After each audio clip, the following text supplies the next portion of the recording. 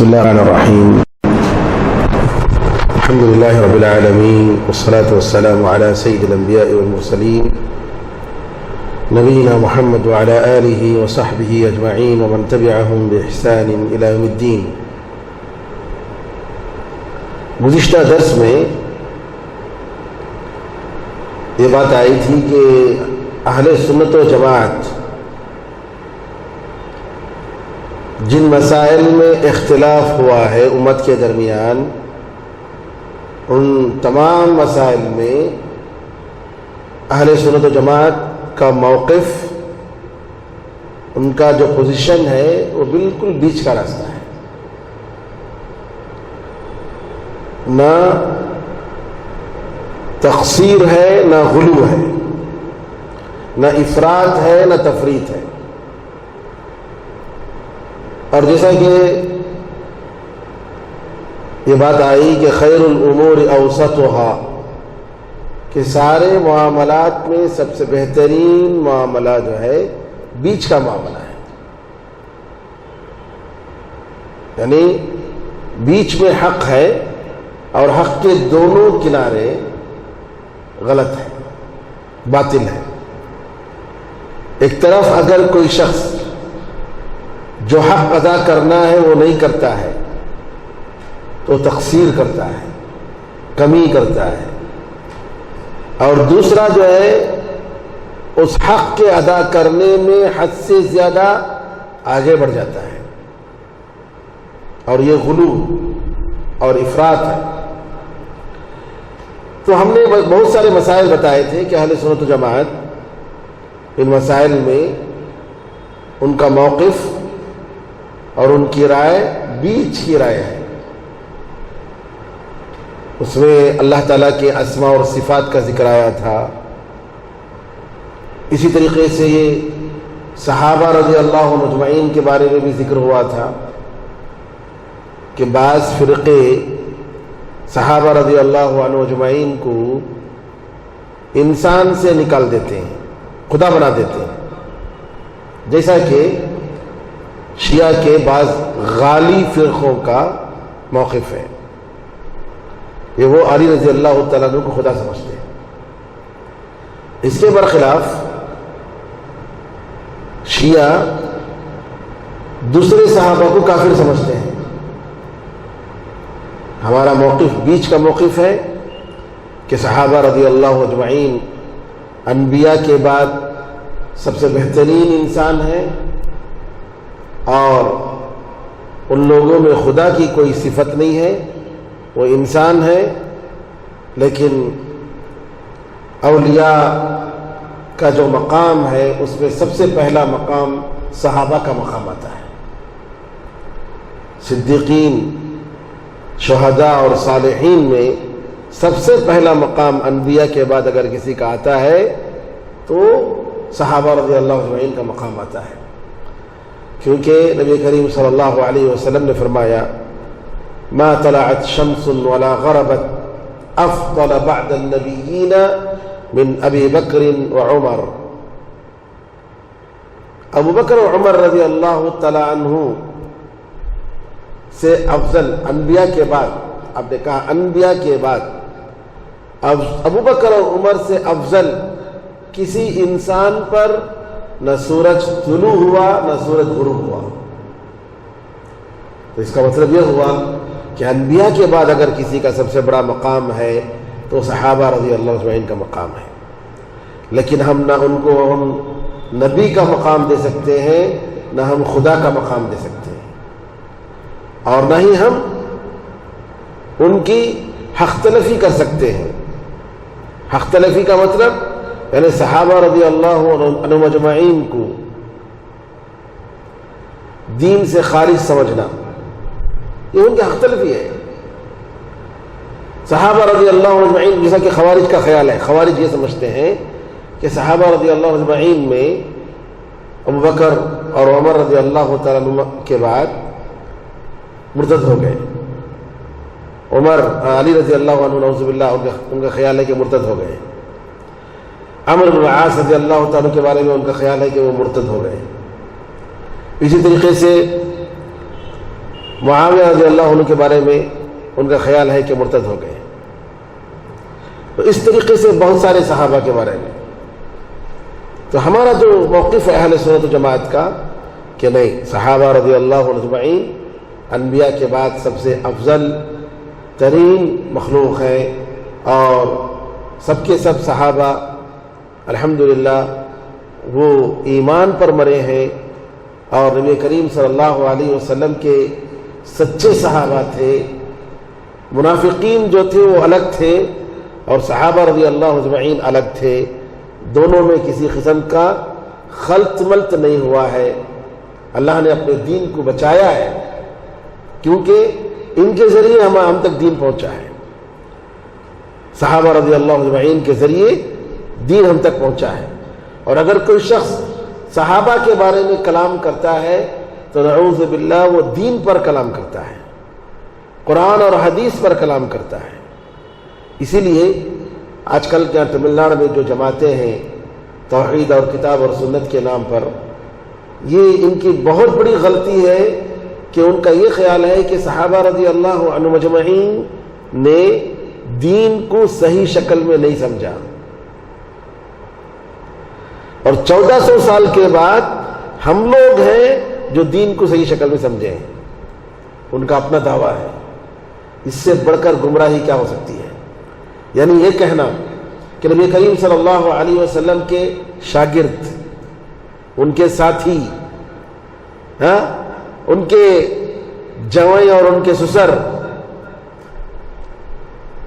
اور وہ لوگ جن کے آنگنوں میں فرشتے آتے تھے، جبریل امین آتے تھے جن کی شکل و صورت میں، اور وہ لوگ جن کے بارے میں قرآن کریم کا نزول ہوا، جن کے بارے میں قرآن کریم کا نزول ہوا، جن میں قرآن کریم کو پریکٹیکل طور پر امپلیمنٹ کیا گیا. صحابہ رضی اللہ اجمعین تھے سبحان اللہ جن میں شریعت پر عمل کیا گیا. شریعت پر عمل کے لیے نمونہ کے طور پر ایک سوسائٹی کو جو بنایا گیا وہ صحابہ تھے. صحابہ رضی اللہ عنہم اجمعین اگر دین کو صحیح شکل میں نہیں سمجھے ہیں اور 1400 سال تک دین صحیح شکل میں سمجھا نہیں گیا، اور اس کے بعد تمل ناڈو کے ایک آدمی کے ذریعے آپ دین کو سمجھ رہے ہیں جس کو عربی بھی نہیں آتی صحیح طریقے سے، تو اس سے بڑھ کر گمراہی کیا ہو سکتی ہے؟ بہت بڑی گمراہی ہے. تو صحابہ رضی اللہ عنہم اجمعین کے بارے میں ہمارا موقف بالکل قرآن اور حدیث کے مطابق ہونا چاہیے. یہ لوگ نام کے زبانی طور پر دعویٰ کرتے ہیں کہ ہم قرآن و حدیث کو مانتے ہیں. حقیقت میں آپ دیکھیں گے تو یہ لوگ قرآن و حدیث کو نہیں مانتے ہیں. ان کی مرضی کی باتوں کو مانتے ہیں. ان کی مرضی جہاں ہوتی ہے قرآن و حدیث کی بات کو لیتے ہیں. ان کی مرضی جہاں نہیں ہوتی ہے قرآن و حدیث کی بات کو یہ لوگ ٹھکرا دیتے ہیں اور انکار کر دیتے ہیں. قرآن کی آیتوں کو معنی بدل دے دیتے ہیں اور حدیثوں کا صراحتاً انکار کر دیتے ہیں، اور نام کہتے ہیں کہ ہم قرآن و حدیث کے ماننے والے ہیں. اگر قرآن و حدیث کے ماننے والے ہوتے تو صحابہ رضی اللہ اجمعین کو جو مقام اللہ نے اور نبی کریم صلی اللہ علیہ وسلم نے دیا ہے اس مقام کو وہ لوگ سمجھتے، ان کا احترام کرتے. بھئی یہ کن کے ہیں؟ یہ کن کے شاگرد ہیں؟ رسول اللہ صلی اللہ علیہ وسلم کے شاگرد ہیں. اتنا بڑا مقام کہ صحابہ رضی اللہ اجمعین کو جو ملا ہے، اللہ اکبر. اگر انسان زندگی بھر اللہ تعالیٰ کی عبادتوں میں رہے، جی فرائض کے بعد نوافل مسلسل کرتا رہے، اللہ تعالیٰ کا نے جو مقام دیا ہے صحابہ کا وہ مقام ہرگز نہیں پا سکتا. اسی لیے عمر رضی اللہ عنہ فرماتے ہیں کہ صحابہ رضی اللہ اجمعین کو نبوت کی جو خوشبو ہے ان کو ملی ہے، صحابہ رضی اللہ اجمعین کو، کیونکہ اللہ تعالیٰ کے نبی کریم صلی اللہ علیہ وسلم کے ساتھ رہ کر دین سیکھنے کا موقع ملا. بلکہ اگر کسی صحابی کو کچھ سیکنڈ ہی صحیح نبی کریم صلی اللہ علیہ وسلم کے ساتھ ایمان اور ان کی صحبت اگر سیکنڈوں کے لیے ملی ہے، بعد میں آنے والے بڑے بڑے اولیاء اور متقی اور امام ان سے بڑھ کر جو ہے ان کا درجہ ہے صحابہ رضی اللہ اجمعین کا۔ اسی لیے نبی کریم صلی اللہ علیہ وسلم فرماتے ہیں لا تسبوا اصحابی، میرے صحابہ کو گالی مت دو، میرے صحابہ کو گالی مت دو، فوالذی نفسی بیدہ، اس ذات کی قسم جس کے ہاتھ میں میری جان ہے، لو انفق احدکم مثل احد ذهبا، تم میں سے اگر کوئی شخص احد کے پہاڑ کے برابر بھی سونا، احد کا پہاڑ، اللہ اکبر، کتنے کلو کتنے ٹن، احد کے پہاڑ کے برابر بھی سونا اللہ کے راستے میں خرچ کرے، ان کا سیر بلکہ آدھے سیر بھی پہنچ نہیں سکتا۔ صحابہ کا جو مقام ہے اس مقام کے مقابلے میں نبی کریم سے فرماتے ہیں مد یہ ایک آلہ ہے جس میں جو ہے نبی کریم صلی اللہ علیہ وسلم وضو کیا کرتے تھے مد کے پانی سے، اور تقریباً یعنی اس کا حساب 1.25 کلو کے حساب سے، کچھ بھی نہیں۔ احد کا پہاڑ کہاں ہے اور یہ مد کہاں ہے؟ نبی کریم صلی اللہ علیہ وسلم نے فرمایا مد کیا، ان کے آدھے مد کے برابر بھی تم لوگ نہیں پہنچ سکتے۔ اتنا بڑا مقام ہے صحابہ رضی اللہ عنہ کا، اس سے بڑھ کر کیا چاہیے کہ اللہ نے ان کے بارے میں گواہی دی رضی اللہ عنہم ورضوا عنہ، اللہ ان سے راضی ہو گیا اور وہ اللہ سے راضی ہو گیا۔ ہم لوگوں میں سے کسی کے بارے میں بول سکتے ہیں؟ بڑے بڑے ائمہ اور علماء کے بارے میں یہ گواہی ہم دے سکتے ہیں؟ علماء ہیں، بہت کام کیے، شیخ الاسلام ابن تیمیہ، ابن قیم، ائمہ اربعہ رحمۃ اللہ علیہ مجمعین، امام بخاری، امام مسلم، بڑے بڑے علماء گزرے ہیں، لیکن کیا جو سرٹیفکیٹ صحابہ کو ملی ہے وہ سرٹیفکیٹ ہم علماء میں سے کسی کو ہم دے سکتے ہیں؟ نہیں دے سکتے۔ کیوں؟ وہ اللہ تعالیٰ کی طرف سے ہے، اللہ تعالیٰ ان کے دلوں کو جانتا ہے، ہم ظاہر کو جانتے ہیں، کسی کے باطن کو نہیں جانتے، اللہ ہی جانتا ہے۔ اتنا بڑا اعزاز، اللہ اکبر۔ تو لہٰذا میرے بزرگوں بھائیوں، سب سے اہم چیز اہل سنت اور جماعت میں اور دوسروں سے فرق کرنے والی چیز ان عظیم صحابہ رضی اللہ اجمعین کی محبت اپنے دل میں بسانا، ان کے راستے پر چلنے کی کوشش کرنا، ان کی زندگی کو پہچاننا، ان کے حالات کو پہچاننا، کیسے وہ رہتے تھے، کیسے زندگی گزرتی تھی، کیسے تجارت کرتے تھے، کیسا ان کا ایمان تھا، کیسی ان کی عبادتیں تھیں، ہمارے بچوں کو بتانا، ہمارے گھر والوں کو بتانا، جی تب کہیں جا کر صحابہ رضی اللہ اجمعین کی محبت ہمارے دل میں آئے گی۔ آج یہ ہمارے صوبے میں، ہمارے اسٹیٹ میں بہت ہی ضروری ہے۔ پرانے زمانے میں سیریا میں جو لوگ ہوتے تھے، جہاں پر بنو امیہ کی، معاویہ رضی اللہ تعالیٰ عنہ اور ان کے خاندان والوں کی حکومت تھی، وہاں کے لوگوں میں علی رضی اللہ تعالیٰ عنہ کے خلاف نفرت تھی، اور کوفے کے لوگ جو آتے تھے، کوفے والے، عراق والے، علی رضی اللہ عنہ سے محبت اور معاویہ رضی اللہ عنہ سے نفرت تھی۔ محدثین کیا کرتے؟ اگر سیریا جاتے تو علی رضی اللہ تعالیٰ کے فضائل گناتے، حدیثوں میں جو فضائل آئے ہیں، ان کے بارے میں جو تعریفی احادیث آئے ہیں وہاں ذکر کرتے، اور اگر عراق جاتے تو معاویہ رضی اللہ تعالیٰ کے بارے میں جو فضیلت آئی ہے وہ بتاتے۔ تو آج ضرورت ہے کہ ان صحابہ رضی اللہ اجمعین کی فضیلتوں کو ہم اپنے لوگوں میں، اپنے بچوں میں، اپنے نوجوانوں میں ہم پھیلائیں، ورنہ یہ باطل فرقے جو نعوذ باللہ اپنے آپ کو توحید کا نام دے کر، قرآن اور سنت کے ماننے والوں کا جو نام دے کر لوگوں کو گمراہ کر رہے ہیں، اور ان کے پاس کیا ہے؟ مناظرے کے لیے آؤ، ڈیبیٹ میں جیت جانا حق جی ہونے کی علامت نہیں ہے۔ ڈبیٹ میں اگر کوئی جیت جاتا ہے تو ضروری نہیں ہے کہ وہ حق پر ہو، ورنہ جو ہے ہر کوئی آدمی ڈبیٹ، اسی طریقے سے اہل کلام متکلمین کا طریقہ تھا. تابعین کے زمانے میں ایک شخص آیا اور آ کر کہنے لگا چلو ہم لوگ مناظرہ کریں گے. انہوں نے کہا کہ اچھا ٹھیک ہے مناظرہ کریں گے، ڈبیٹ کریں گے. اچھا ڈبیٹ کریں تو کیا ہوگا؟ میں اگر جیت جاؤں گا تو تم میری اتباع کرو گے، فالو کرو گے، اور اگر تم جیت جاؤ گے تو میں تمہارے فالو کروں گا. اچھا ٹھیک ہے. ہم دونوں کو کوئی تیسرا آدمی ہرایا تب کیا کریں گے؟ اس کو فالو کریں گے. ایک اور آدمی اس کو ہرایا تو اس کو فالو کریں گے. انہوں نے کہا میرا دین میرے سامنے واضح ہے، میرا دین الحمدللہ میرے سامنے واضح ہے، کلیئر ہے. یہ مناظرہ کر کے ڈبیٹ کر کے جیتنے والے جو لوگ ہیں اپنی زبان کی تیزی سے، میں اپنے دین کو ان کے پیچھے ڈالنے والا نہیں ہوں. میرا دین وہ نہیں ہے. تم ہونا تو جاؤ، میرا دین محفوظ ہے. اور یہ لوگ جو ہے نعوذ باللہ کتنے ایسے باطل پرستوں کے پاس جا کر ڈبیٹ کر کے ہارے ہیں، اور لیکن کیا بتاتے ہیں کہ ہم جیت گئے.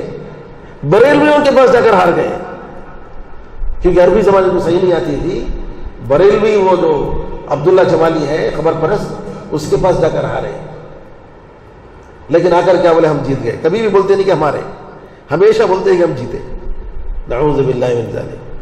تو لہٰذا میرے بزرگوں، میرے بھائیوں، یہ چیز بہت ہی باطل فرقہ ہے. اگرچہ کہ آپ کو دیکھنے میں لگے وہ لوگ کام کر رہے ہیں، مطلب بہت کچھ کر رہے ہیں، جی ان کی آفیسیں بڑی ہیں، ان کے ماننے والے لاکھوں کی تعداد میں ہو سکتے ہیں، سب کچھ ہو سکتا ہے، لیکن باطل باطل ہے، حق نہیں ہے. جو لوگ صحابہ رضی اللہ عنہ اجمعین کے خلاف بات کرتے ہیں، گستاخی کرتے ہیں، ان کی شان میں گستاخی کرتے ہیں، حقیقت میں وہ رسول اللہ صلی اللہ علیہ وسلم کی شان میں گستاخی کرتے ہیں. اور اس سے بڑھ کر بدبختی کیا ہے کہ ان کا بڑا آدمی ایک رمضان پورے کا پورا رمضان صحابہ رضی اللہ عنہ اجمعین کے خلاف تقریر کرتے ہوئے راتوں میں اور ٹی وی میں پرچار کرتے ہوئے گئے. اس سے بڑھ کر بدبختی کیا ہے؟ نعوذ باللہ من ذالک. تو لہٰذا میرے بھائیوں، صحابہ رضی اللہ عنہ اجمعین کے بارے میں نے بتایا کہ ہمارا جو موقف ہے وہ نہ غلو کا موقف ہے، نہ افراط اور تفریط کا موقف ہے، بالکل بیچ کا راستہ ہے. اور ہم صحابہ کو سمجھتے ہیں کہ وہ بھی انسان تھے، ان سے غلطی ہوئی. اور کس لیے غلطی ہوئی؟ صحابہ رضی اللہ عنہ اجمعین کی غلطیوں کا قرآن میں جہاں بھی ذکر آیا، آپ ذرا دیکھ لیں، فوراً اللہ تعالیٰ بتاتا ہے کہ اللہ نے آپ کو معاف کر دیا. یہ صحابہ کی خصوصیت ہے. تبوک، جنگ تبوک میں ان کی غلطیوں کا ذکر، 3 صحابہ پیچھے رہ گئے. منافقین تو تھے، وہ تو معلوم تھے. صحابہ رضی اللہ عنہ اجمعین انہوں نے آ کر اعتراف کیا ہے اللہ کے رسول کوئی عذر نہیں تھا ہمارے پاس. سستی میں آج چلیں گے کل چلیں گے، آج چلیں گے کل چلیں گے، اس طریقے سے رہ گئے. نبی کریم صلی اللہ علیہ وسلم نے 40 دن کا بیکاٹ کیا، 40 دن کا. توبہ نازل ہوا، اس کے بعد توبہ نازل ہوا.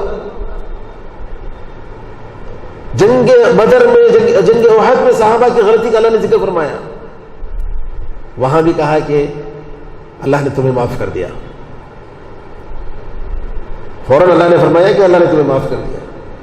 اسی طریقے سے رمضان کے مسائل کا ذکر کرتے ہوئے اللہ نے فرمایا کہ اللہ کو معلوم تھا کہ تم خیانت کر رہے تھے، کہ تمہارے دلوں میں یہ بات تھی کہ اپنی بیویوں سے ملے، کیونکہ شروع میں جو ہے اس کی رمضان میں ملنے کی اجازت نہیں تھی، رمضان کی راتوں میں بھی ملنے کی اجازت نہیں تھی.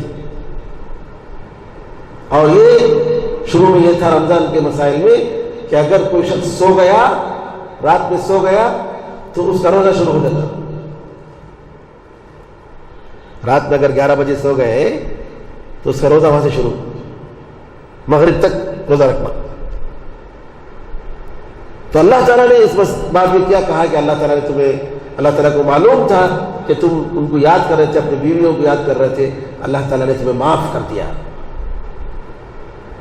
اب ان سے ملو، اپنی بیویوں سے رات میں تم مل سکتے ہو، اور فجر تک، فجر صادق جب تک طلوع نہیں ہوتا اس وقت تک کھاؤ اور پیو۔ تو میں یہ کہنا چاہ رہا ہوں، قرآن میں اللہ تعالیٰ صحابہ کا ذکر جہاں بھی کیا کہ غلطی کا، فرمایا اللہ تعالیٰ نے کہ اللہ نے ان کو معاف کر دیا۔ ہم اور آپ ہیں کون جو صحابہ کی غلطی کو بتانے والے، اور صحابہ کی غلطیوں کو پرچار کرنے والے ہم کون ہوتے ہیں؟ ان کے درمیان جج بننے والے ہم کون ہوتے ہیں؟ کوئی حق نہیں پہنچتا ہم لوگوں، لیکن افسوس ان لوگوں کو، یعنی ان کے دلوں پر اور ان کے عقلوں پر پردے پڑے ہوئے۔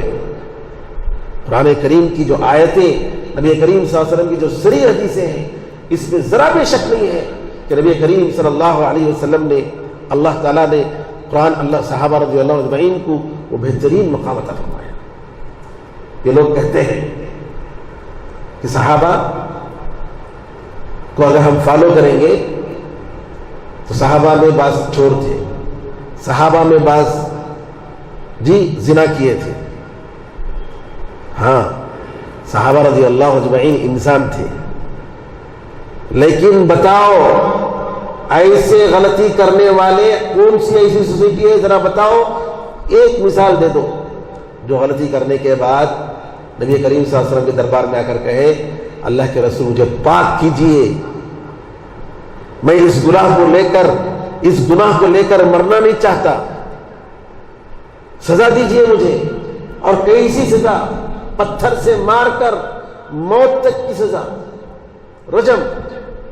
ماعز الاسلمی، غامدیہ عورت، جوہنیہ عورت، صحابی عورت اعتراف کرتے ہیں، نبی کریم صلی اللہ علیہ وسلم کہتے ہیں کہ جاؤ تم حمل سے ہو، وضع حمل کے بعد بچے کو لے کر آتے ہیں۔ وہ ایمان، اور یہ جو ہوا ہے صحابہ رضی اللہ اجمعین، یعنی اللہ تعالی ہمارے لیے نمونے کے طور پر بتانے کے لیے اللہ نے ایسا کیا۔